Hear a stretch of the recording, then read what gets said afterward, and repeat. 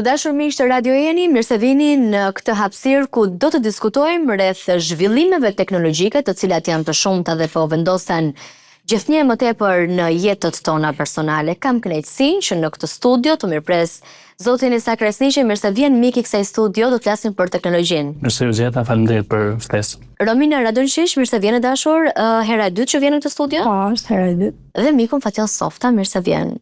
Faleminderit. Zotë Softa, kemi dhe një urim për ju se ju nisni një program televiziv, jemi definitivisht koleg bashk.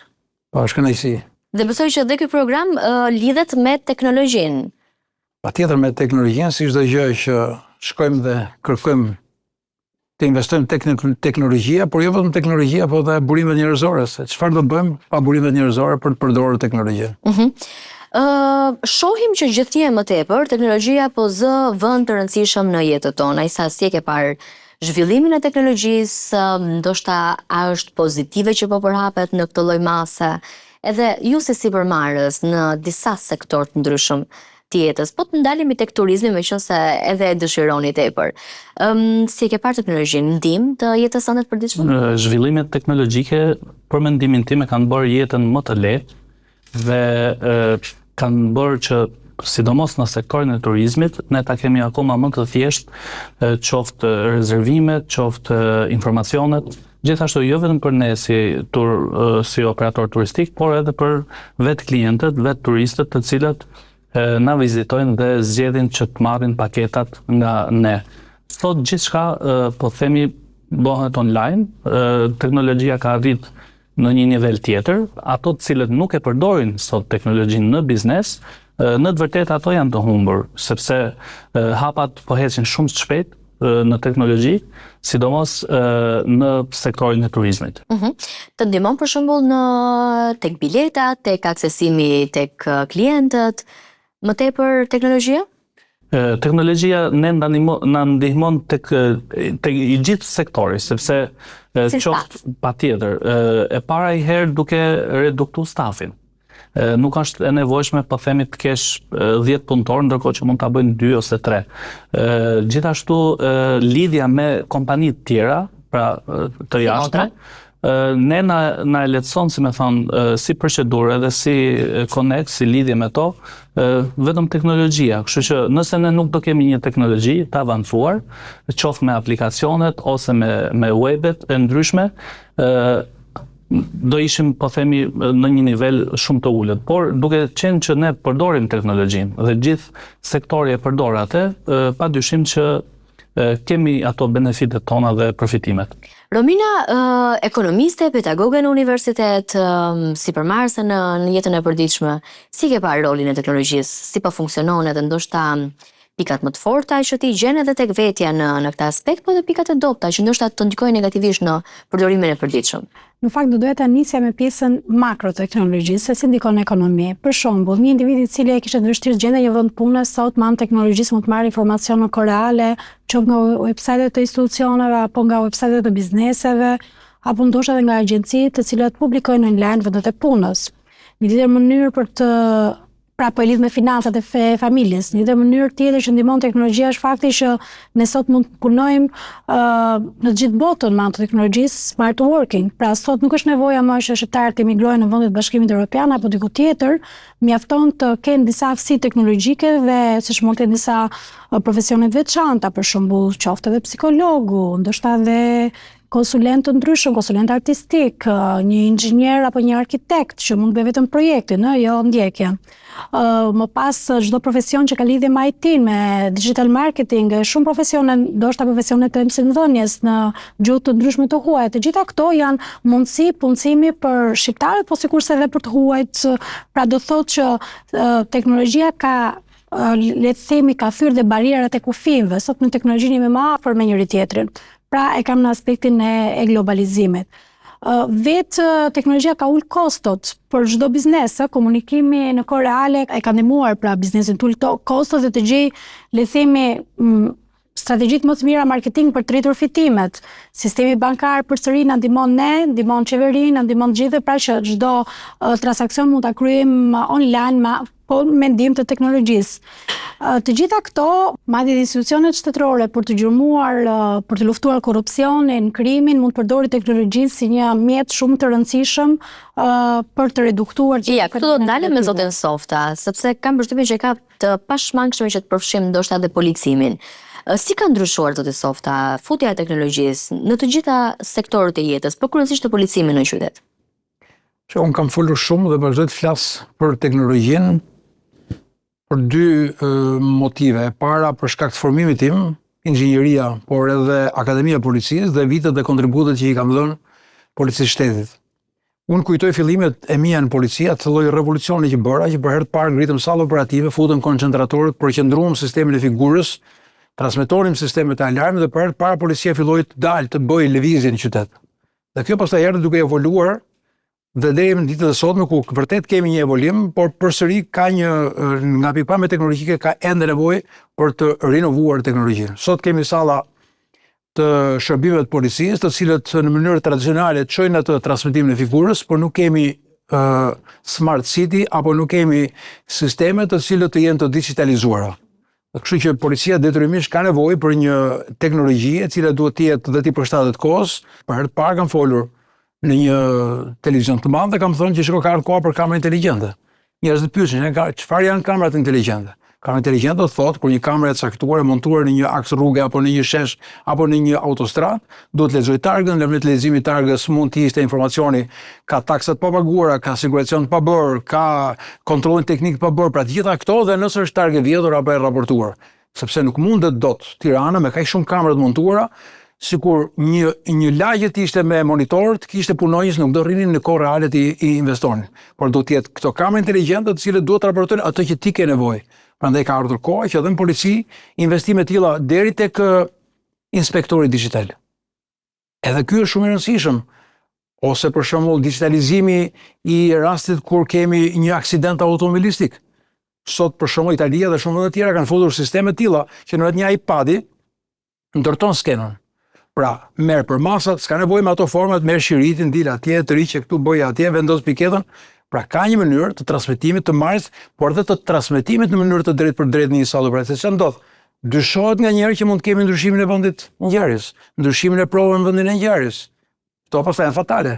Atëherë pse ne themi të ta digitalizojmë, që mos jetë vetëm influenca e një personi që mund të ndikojë, po duhet të jetë edhe teknologjia, sigurisht bashkë me kualifikimin e personit që do ta përdorë atë. Po deri tani, në këto hapa që ne kemi ecur, a Shqipëria deri diku nëse krahasojmë me vendet e Europës në nivel mesatar, më poshtë se mesatar në risi teknologjike?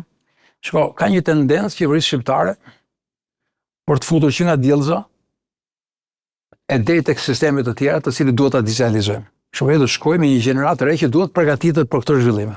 Sepse ndryshimi teknologjik tashmë nuk është më luks, por është një oksigjen, është një frymarrje. Është e nevojshme. Dhe kjo është shumë e nevojshme që ne duam të dimë ta fuzojmë dhe të përgatisim gjeneratat. Duke avancuar me teknologjinë, duhet përgatitem edhe ta zhurnojmë sistemet e mbrojtjes, por bashkë me këtë duhet kemi burimet njerëzore. Të rinjt shqiptar, Romina ti janë auditori, shikojnë që përdorin tashmë edhe ChatGPT, pra që bëjnë pyetje të ndryshme, marrin informacion deri tek zgjidhja e tezave të provimeve. Do doja të dija edhe eksperiencën tënde si pedagoge në këtë aspekt. Në fakt unë jap lëndë financës ku dhe chati nuk është si zgjidhje në fund, po çështja është një tezë mund ta çojë një student deri tek ndoshta te nota 6 apo 7. Dhe unë shoh një problematik nga studentët që nuk e përdorin, se ndonjëherë teknologjinë duhet dish ta përdorësh. Nuk e përdorin për të zhvilluar, por e përdorin për të marrë gjëra të gatshme dhe nuk duan të lodhin. Dhe kjo është një nga problematikat më të mëdha këtij brezi. Edhe ndoshta edhe ku nuk ishte chati, por ishte Google-i, pra si një platformë ku mund gjenin informacione, përsëri studentët tanë mirë që i merrnin nga Google-i, problemi ishte as nuk i redaktonin apo minimalisht ishin ato fjalit me ngjyrë blu që dhe ne pedagogët le themi mos i kuptonin. Pra shoh një brez i cili nuk është se ka ndonjë interes të madh për librat.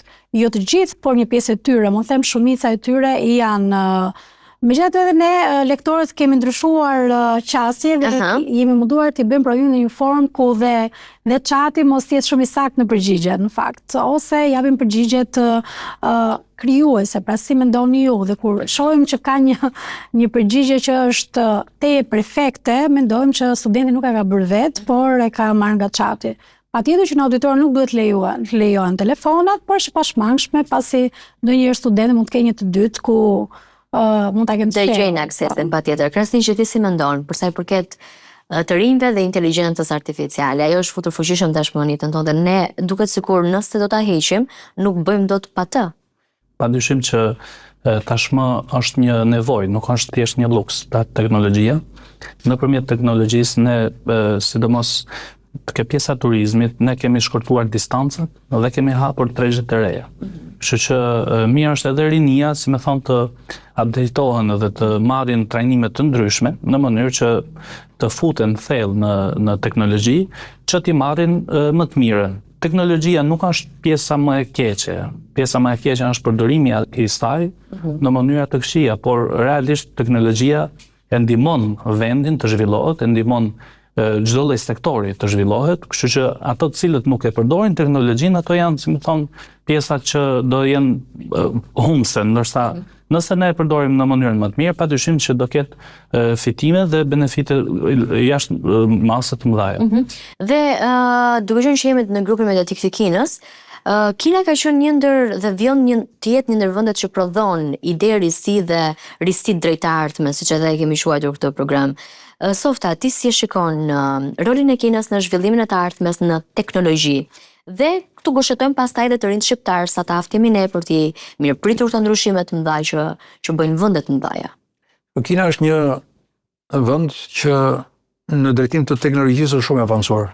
Unë kam pasur mundësinë të shikoj në rrjetet sociale disa spektakle që kishin bërë të manitshme madje për mënyrën se si kishin realizuar me anë të satelitëve të vegjël. Mini satelit, të cilët krijonin konfigurime dhe pamje mbreslënse.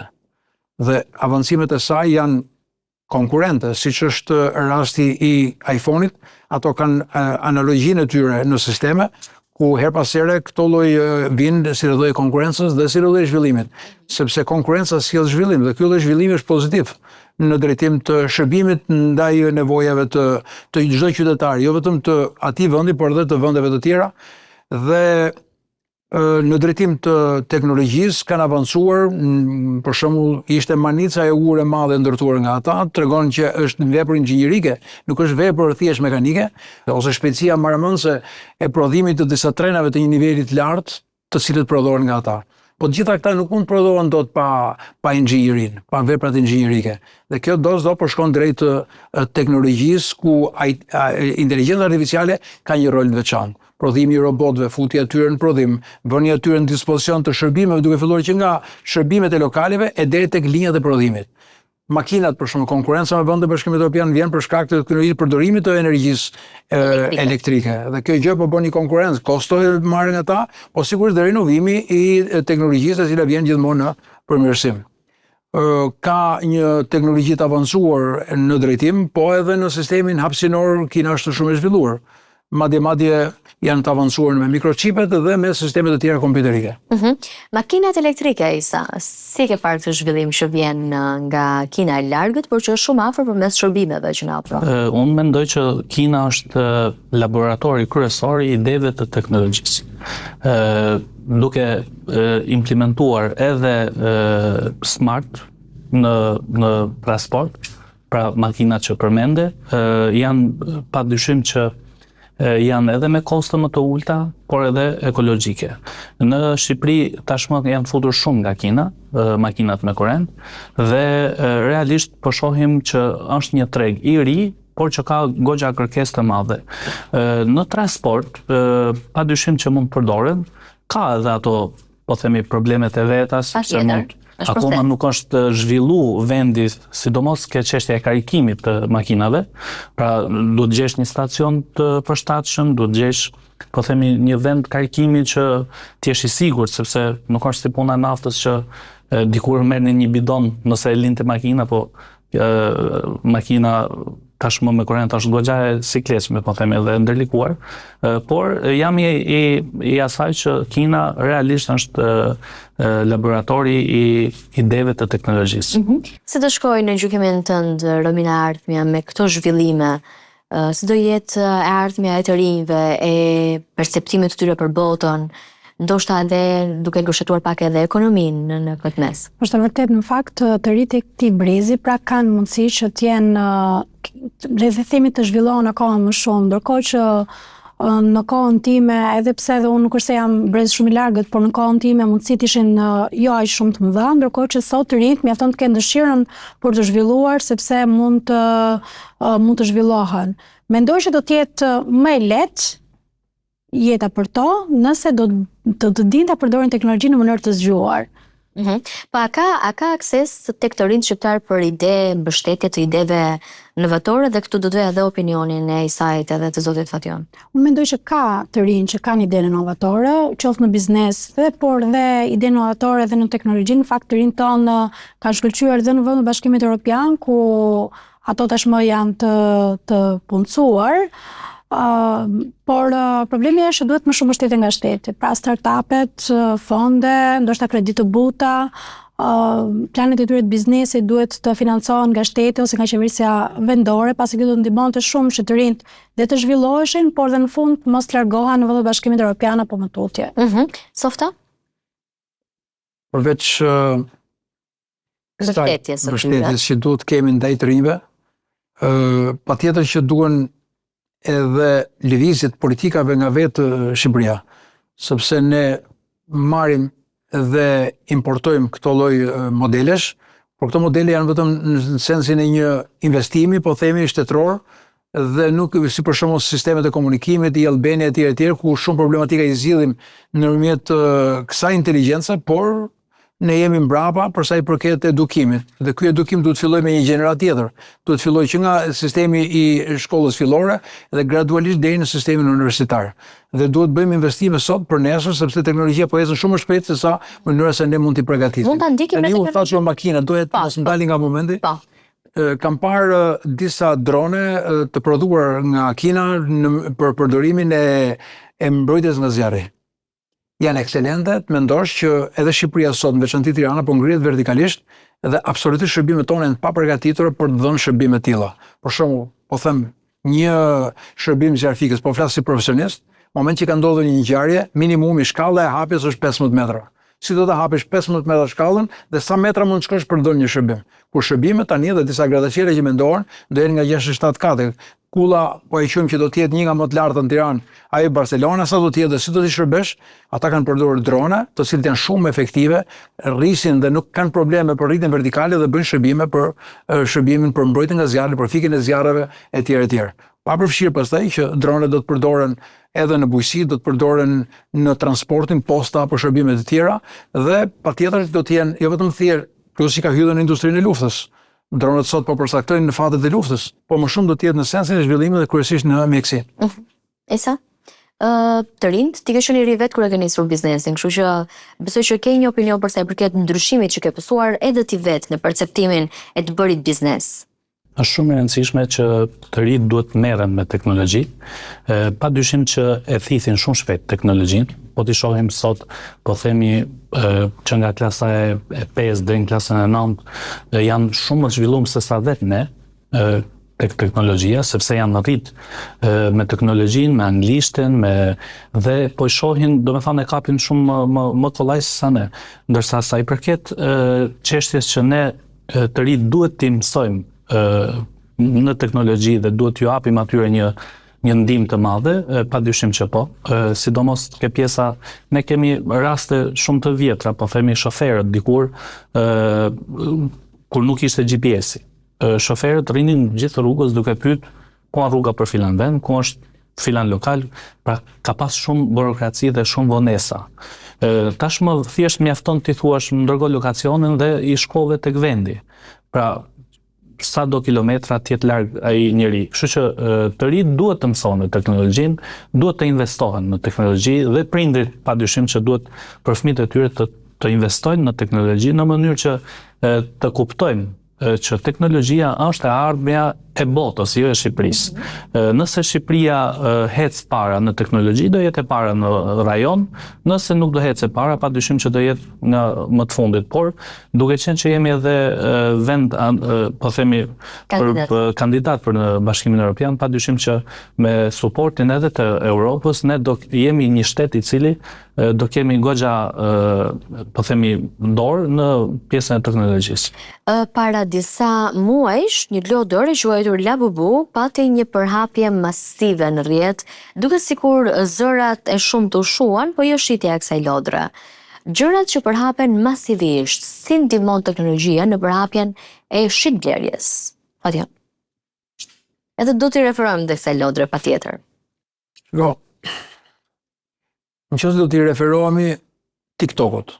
I referohemi, sepse është aplikacion që e përdorim masivisht. Atëre, pse TikToku ka kaq masivitet? Sepse është inteligjenca brenda dhe është algoritmet, sepse kur ti kërkon diçka do të shfaqen. Po. Pra, ka arritur një lloj teknologjie e cila po e pushton tregun dhe mbadje ka pushtuar edhe vetë tregun amerikan. Sepse njerëzit më shumë rrinë me TikTokun, gjuhën para se të flenë, shikojnë TikTokun, pastaj flenë gjuhën. Sepse ato videot e shkurtra, mënyra montimit, ti jep edhe çdo njeriu mundësinë që të riprodhojë ose për të bërë një video pavarësisht nga mosha. Kjo ishte një nga ata për të thënë pse janë më të shiturit teknologjinë dhe pse teknologjia nuk po gjen dot konkurrencë. Për shembull, amerikanët mund të bëjnë një TikTok tjetër, por nuk e bëjnë dot, sepse algoritmet dhe sistemet që janë montuar në të janë nga më të avancuarit. Aq më tepër që një botë sot më pak rrin në media dhe të gjithë rrinë mas një telefoni. Është kthyer telefoni më shumë janë mas telefonit se mas fëmijëve tyre. Dhe lajmet, komunikimet, të gjitha i bëjnë nërmjet saj. Nuk ka më distanca është shkurtuar dhe çdo gjë e zgjidhin me të. Nganjëherë dhe ne, kur nuk vim në studio, dalim online dhe ndjejmë një aplikacion ku mund të jetë më i përshtatshëm. TikToku. Biznesi pa parë në TikTok. Mund të shesësh, mund të blesh, mund të promovosh. Unë mund të them që dyqani më i madh që shet sot produkte nuk është fizik, por është, po themi, online. Pra AliExpressi, Alibaba, që janë këto të mëdha fare. Temo, padyshim. Mund të them që kompania më e madhe e transportit në botë nuk ka dyqan fizik, pra është Uberi. Mund të them që kompania më e madhe e rezervimit të hoteleve nuk ka një zyrë, që është Booking ose Hotel.com. Kështu që teknologjia është ajo e cila ka arrit në këto lloj fazash. Padyshim që do shkurtohen numri punëtorëve, do shkurtohen, po themi, ambientet fizike, do shkurtohen shumë gjëra, por do ketë një të ardhme goxha të madhe për atë që merret me teknologjinë, sepse në realitet biznesi kryesor bëhet online. Po të shikosh në kohën e Covidit për shembull. Ato të cilët ishte bumi i teknologjisë edhe TikTok. Edhe TikTok. Në kohën e Covidit, për shembull, kemi pas raste të cilët punonin online.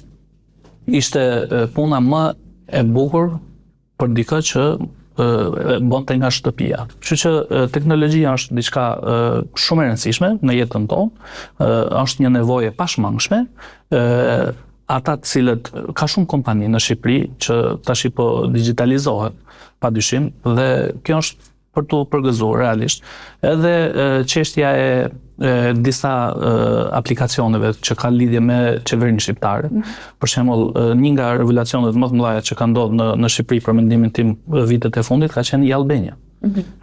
Ka shmangur radhët, ka shmangur shfetet, ka shmangur shumë gjëra. Dhe sot ti me një klik, po themi, nxjerr një certifikat apo një dokument që duhet. Pra, nga kush vjen kjo? Vjen nga teknologjia. Prandaj është shumë e rëndësishme që rinia shqiptare duhet të merren me teknologji. Romina, meqense je mam vajzash, Labubu, lodra padyshim me ekstremisht e shitur edhe e promovuar në rrjet, pati një boom dhe nuk duhet ndalen tek lodra më shumë se sa tek sistemi se si funksionon shitja e gjërave sot për sot në rrjet. Është vërtet, në fakt, sot marketingu digital është shumë i rëndësishëm dhe ka sfiduar dhe marketingun tradicional. Në të vërtet, marketingu digital ka bërë që të rrisi shitit për çdo kompani, nga ana tjetër dhe të uli kostot. Pra ne kemi mundësi të aksesojmë informacion në lidhje me produktin në kohë reale Dhe patjetër dhe ta porosisim atë në kohën që duam ne. Kështu që teknologjia ka ndihmuar jo vetëm biznesin, ka ndihmuar ne, por megjithatë, meqense jemi pra teknologjia, unë do doja ta thoja diçka. Në rastin e punësimit smart working apo punësimit online, shpeshherë teknologjia ka ndikuar dhe pak negativisht në aspektin social. Pra individët ndjehen më të izoluar, ka shumë individë të cilët për shkak të teknologjisë nuk janë aq shumë të shoqërizuar, sepse e tillë është, dhe ndaj së fundi po aplikohen për të, le të themi, që të mos jetë teknologjia që të influencon negativisht në jetën sociale, dhe punësimi hibrid që do të thotë 3 ditë në zyrë dhe 2 ditë apo e kundërta online. Po shikohet nga kompani ndërkombëtare, madje dhe Amerika një pjesë të mirë të punojësve i mban online për të kursyer ambiente, sepse pagat janë po të njëjta në fakt. Dhe unë më shek pyetjes për sa i përket lodrës edhe TikTokut ose çfarëdo lloj gjëje tjetër për mënyrën se si ndikon në shoqëri për hapje masive tyre.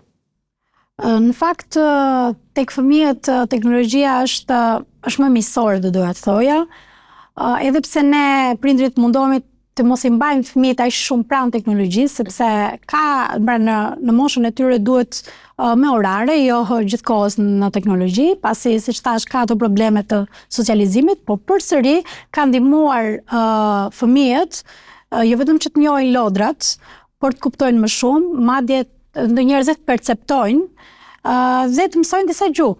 Kjo është një element pozitiv. Në kohën time mësoj gjuha nga televizori, ndërkohë që sot një fëmijë mund di më shumë se 2 gjuhë nga teknologjia. Dhe meqense jemi në fund të këtij programi, do doja të dija një përshtypje për sa i përket Kinës, nëse keni vizituar apo keni dëshirë për ta vizituar. Në fakt është në planet e mia, unë nuk e kam vizituar, dhe një nga arsyet që dua ta vizitoj është për faktin se Kina sot është një fuqi botërore në ekonomi, në teknologji, por dhe në edukim, pse jo? Softa? Ka qenë gjithmonë një dëshirë për ta vizituar atë vend.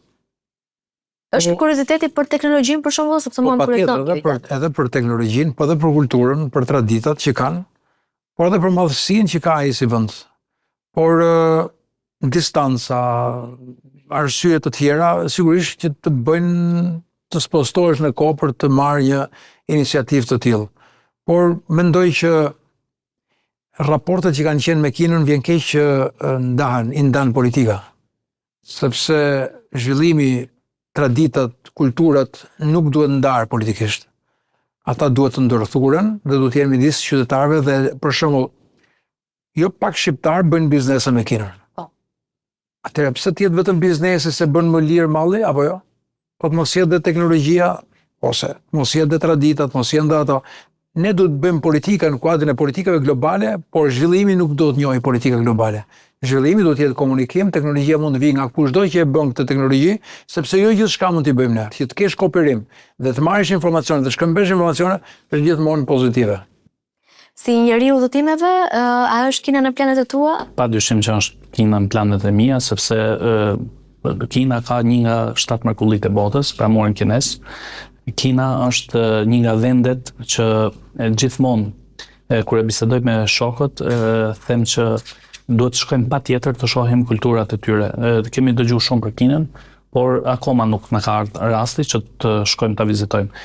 Gjithashtu një pikë tjetër sa i përket sektorit turizmit,